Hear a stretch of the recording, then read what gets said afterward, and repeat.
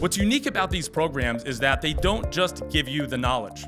They're designed to be more than that, to apply the knowledge and skills to practical use cases that you can leverage immediately, whether you're early in your career, launching a fund, leading teams, or building companies.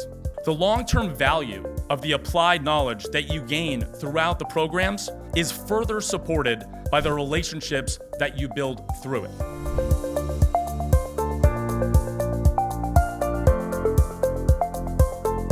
I'm just really impressed with what you all did to get here. My sales pitch is always about this community right here. I've been amazed at how amazing you all are to one another and how you've made these programs collectively better because of your presence in them.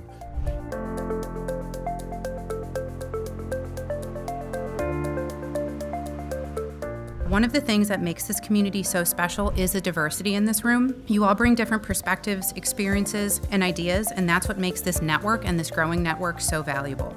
It creates a space for meaningful conversations, for new connections, and a community that continues to grow stronger over time.